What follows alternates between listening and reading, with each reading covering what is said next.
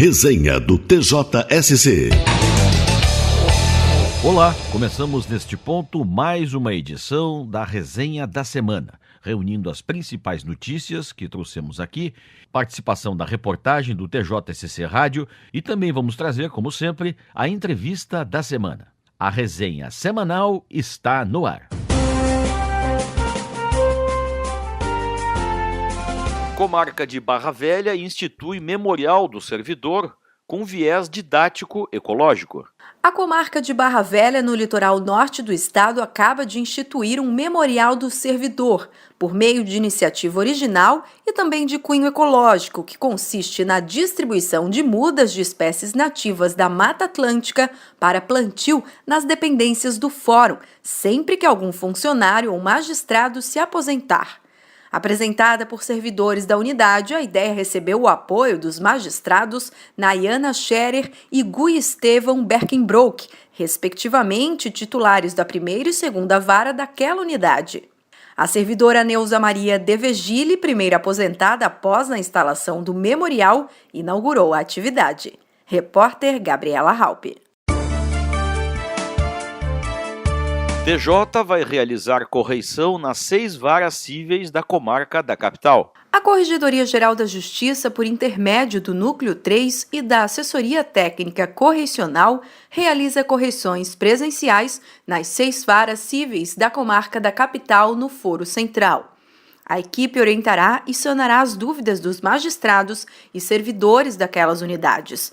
No próprio Fórum da Comarca é realizada a ouvidoria judicial, ocasião em que o Corregedor-Geral da Justiça, desembargador Henri Petri Júnior, e a juíza corregedora Sônia Eunice Odvasny ficarão à disposição para receber sugestões e reclamações das partes, advogados e Ministério Público. Repórter Gabriela Halpe.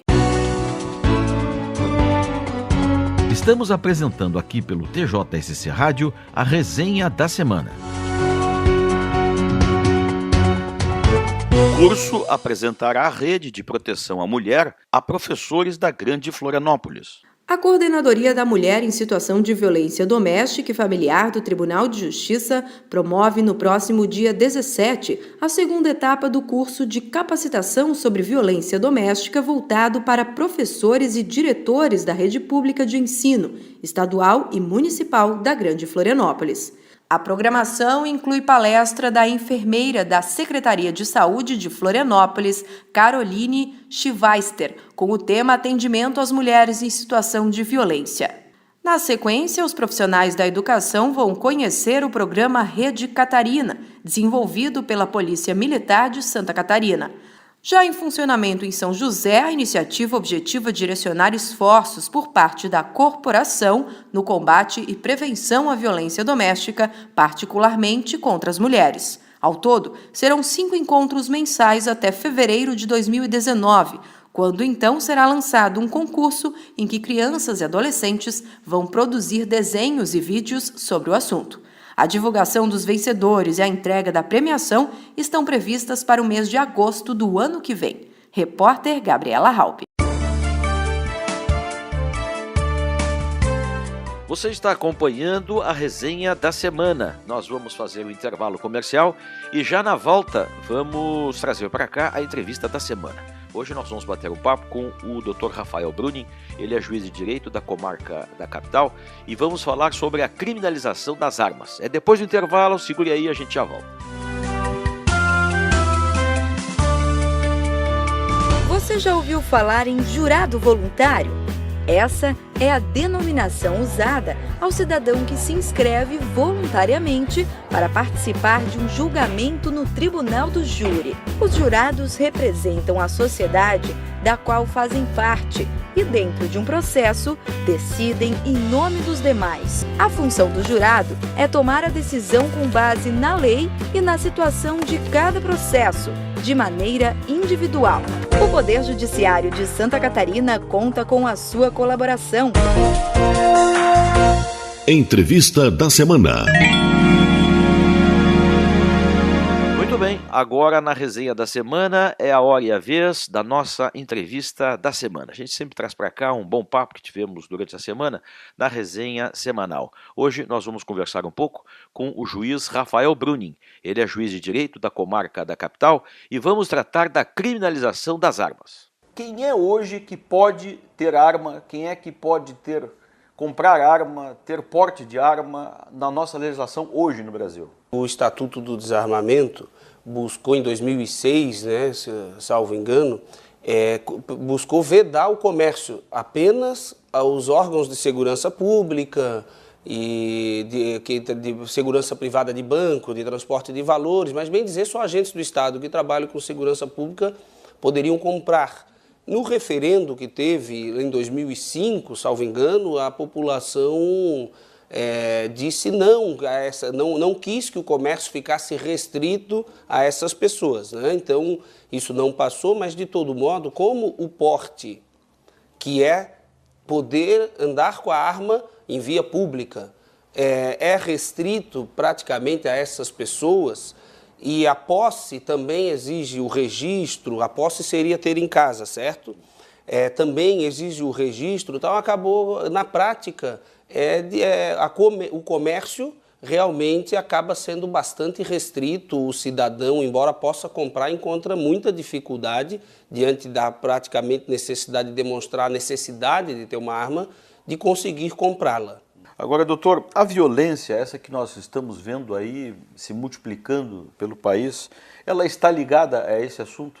Eu acredito que está, sim, intimamente ligada, né? Na verdade, falar de violência é uma questão muito complexa que envolve vários fatores, né? Eu acho que podemos dizer que o Brasil hoje vive uma crise grande, talvez um dos maiores problemas do Brasil, sem dúvida, é a violência. A gente viu, inclusive, dados recentes de 2017 que bateu recordes no sentido de mortes intencionais terem chegado a quase 64 mil pessoas, né? E muitas são por conta de uso de arma de fogo. Então, embora o problema seja bem mais complexo, porque, por outro lado, há países em que os cidadãos possuem bastante arma. Eu fui pesquisar um pouco a respeito, fala dos países escandinavos, por exemplo, a Islândia tem uma população de 300 mil habitantes, quase um terço possui arma, certo? É um índice grande.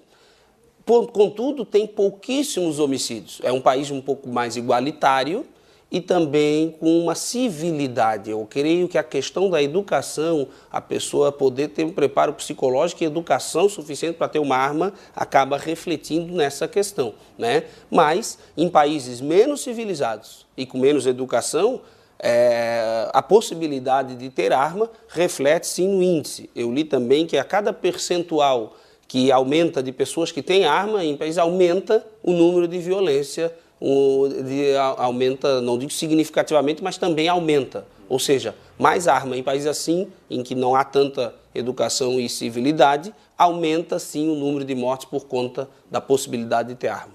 Bom, o senhor já se referiu a ele, nós temos um Estatuto do Desarmamento. Qual é a avaliação que o senhor faz desse Estatuto? Na verdade, vendo o direito comparado com outros países, é uma legislação que se coaduna com vários outros países. Há restrição no Japão, há restrição na França, na Alemanha há uma restrição grande também. E o ponto fora da curva, digamos, claro que há países com menos restrição, outros com mais, né? Mas a gente vê que na maioria dos países ditos civilizados, tidos como tais, a maioria veda que o cidadão possa ter arma, ou também parecido com o Estatuto. O Estatuto, vale dizer, também não veda totalmente. Para ter uma posse em casa até é mais fácil do que ter o porte na rua, né? O ponto fora da curva que eu mencionava é os Estados Unidos. Realmente é um país que impressiona. Lá os estados têm independência para legislar sobre isso. A maioria permite arma, alguns não. De todo modo, em alguns casos, eu fui, segundo o que me inteirei, li um pouco mais, não precisa sequer de registro. Tu compra uma arma praticamente como se fosse num shopping fazer uma compra, né? Lá o índice de violência é maior. Por exemplo, a taxa de homicídios é de 5 pessoas para cada 100 mil habitantes. Em países como o Japão é menos de 1. Então, nos Estados Unidos até que morre bastante gente, mas comparado com o Brasil, já é 30 mortes para cada 100 mil habitantes. Então, veja, os Estados Unidos pode ter mais arma, mais gente lá tem, mas, embora seja maior o número de mortes por arma de fogo do que em outros lugares do mundo, ainda é um índice 5 vezes menor do que o do Brasil.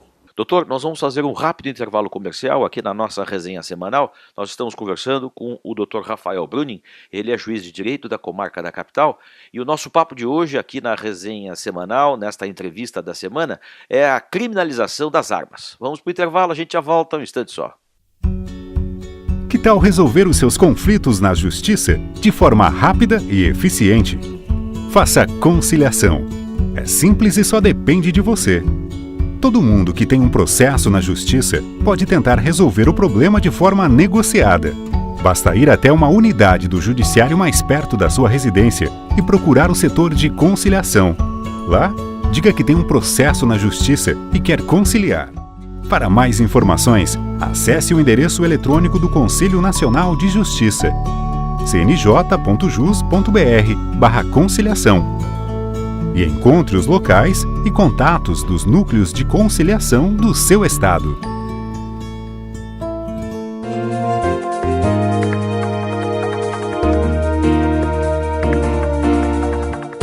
Muito bem, já estamos de volta com a resenha semanal, especialmente neste momento aqui, tratando da entrevista da semana.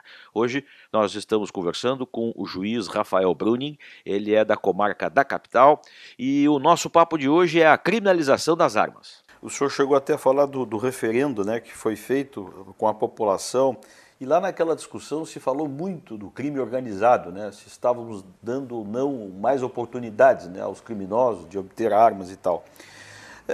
Baseado no que foi feito até agora aqui, o que o senhor diria? O crime organizado se beneficia desse estatuto que está aí? Eu também acho, eu acredito que não, porque pelo seguinte, vamos supor que o estatuto permitisse ter armas que as pessoas pudessem comprar. Certamente o criminoso, principalmente o crime organizado, não ia comprar uma arma numa loja, num estabelecimento e fazer o registro no SINARME, na Polícia Federal. Ele iria continuar comprando do mercado paralelo, né? Aliás, os dados assustam, segundo dados recentes, 95% da apreensão das armas no Brasil não tem registro. Ou seja, é o mercado paralelo, o tráfico de armas e tal. Nesse sentido, o crime organizado realmente hoje saiu do eixo Rio-São Paulo e se espraiou para todo o Brasil. Então, nas fronteiras, principalmente, né, a verdade é que os dados demonstram, não é difícil para o criminoso obter uma arma. Mas isso eu não creio que é a vedação do estatuto, né? E sim, talvez a rota dos criminosos, enfim, a sofisticação do crime dito organizado em obter. E realmente a polícia não está conseguindo combater, né, os órgãos de segurança, que as armas cheguem tão fácil na mão de bandidos. O fato é que realmente aqui numa cidade como Florianópolis mesmo, o índice é grande e eles realmente não têm muita dificuldade para querendo obter uma arma de fogo. Sobre esta questão, muita gente acaba defendendo o armamento, né, da população como uma forma de diminuir a violência ou resolver problemas, né? De forma até um pouco grosseira, simplificando demais um problema que é complexo, né? O senhor acha que essa necessidade de armar a população, isso é um fato evidente da falência do Estado em dar proteção ao cidadão? Olha, eu acho que sim. Eu, sendo bem sincero, nós chegarmos ao ponto de propor o armamento da população como a solução para a segurança, certamente que não. Acredito, aliás, embora não seja especialista nesse assunto e dos dados, que vá sim, no caso do Brasil, em que nós temos um povo muito mal educado e violento, aumentar os índices sim, né? A solução, a meu ver, passa por educação, menos desigualdade, políticas públicas, né? E, claro, penso que também se poderia facilitar realmente um pouco para o cidadão de bem. Nesse quadro de insegurança tão grande, talvez o Estado, olha, já que reconhece, permitir então que, já que o Estado não consegue dar segurança, permitir ao cidadão de bem que, querendo, possa ter uma arma. Hoje o Estatuto permite, mas como eu disse, é bastante restrito, talvez facilitar um pouco mais. Hoje o que tem que ser maior de 25 anos, então uma pessoa de 21 não consegue comprar, né? Mas mesmo assim ainda mesmo para a posse, ele pode que a polícia simplesmente negar, mesmo que preencha os requisitos. Um deles é não ter antecedentes, né? Mas acho que um cidadão que, com mais de 25, que não tem antecedentes criminais, que se submeta aos testes, seja de aptidão, do manuseio, que é uma responsabilidade muito grande ter arma, inclusive os magistrados hoje estão submetidos a essas exigências também de capacidade de manuseio, e aptidão psicológica. Mas não, uma vez isso sendo atestado, para um cidadão de bem, creio que poderia realmente ser, né, um pouco mais facilitado, pelo menos, não liberado como é nos Estados Unidos, mas talvez, né, como para que a gente possa ter um pouquinho mais de segurança em casos, né, de assalto, etc. Muitos dizem o seguinte: como o Estatuto veda, facilita para os bandidos, porque só eles podem ter. Mas eu acho que não é por aí, porque mesmo que fosse fácil, não creio que os bandidos iriam comprar legalmente uma arma lá na Polícia Federal, fazendo registro, aptidão de manuseio e teste psicológico, por exemplo. Doutor, muito obrigado pela entrevista, viu? Obrigado também, eu que agradeço e é uma satisfação, estou sempre à disposição. Muito bem, esta foi a entrevista da semana dentro da nossa resenha semanal. Hoje nós conversamos aqui com o Dr. Rafael Bruning, ele é juiz de direito da comarca da capital, Florianópolis, e o nosso papo foi sobre a criminalização das armas. Foi a nossa entrevista da semana. Mas estão chegando aí novas notícias e importantes notas desta resenha semanal.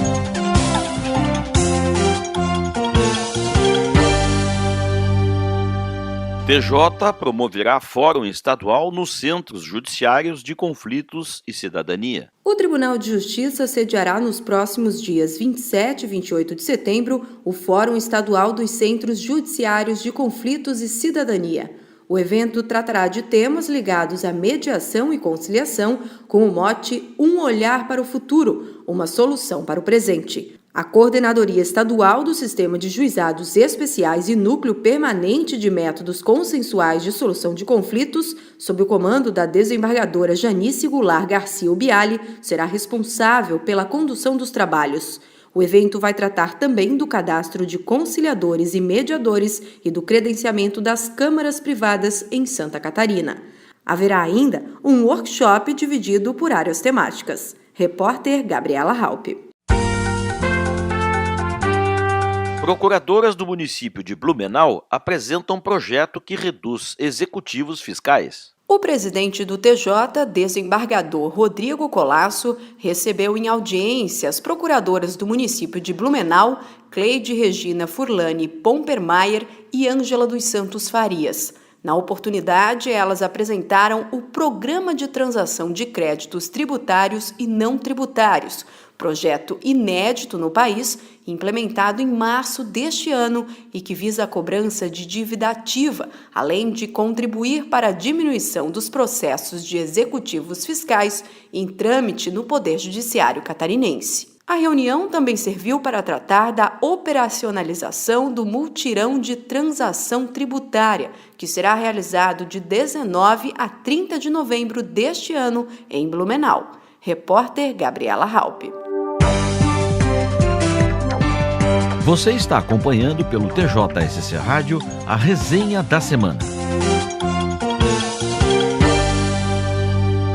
TJ realiza avaliação da autodeclaração de candidatos aprovados em política de cotas. A Comissão de Concursos para Provimento de Cargos Efetivos do quadro de pessoal do Poder Judiciário de Santa Catarina realizou nesta semana, pela primeira vez, a avaliação da autodeclaração firmada por candidatos que disputaram o certame, incluídos na cota que assegura 20% das vagas para candidatos negros. Com o objetivo de garantir a preservação de tais vagas aos candidatos que efetivamente fazem jus a elas, foi criada uma comissão de heteroidentidade composta de servidores do Judiciário, distribuídos por gênero, cor e naturalidade, em atenção ao critério da diversidade, previamente capacitados em oficina sobre a promoção da igualdade racial e do enfrentamento ao racismo, ministrada pelo professor Dr. Marcelo Trachtenberg. Durante os últimos 2 dias, a comissão entrevistou os 10 primeiros candidatos aprovados pelo critério de cotas por cargo e comarca. A necessidade da reserva de 20% das vagas aos candidatos negros está prevista na Resolução número 203 de 2015 do Conselho Nacional de Justiça. Repórter Gabriela Raupe. Ok, terminamos aqui mais uma edição da Resenha da Semana do TJSC Rádio. Apresentação de Marcelo Fernandes Corrêa, com a participação da repórter Gabriela Raupe. Textos e supervisão da Assessoria de Imprensa do Tribunal de Justiça de Santa Catarina. Na semana que vem, mais notícias, mais destaques e, como sempre, a entrevista da semana. Voltamos numa próxima. Até lá.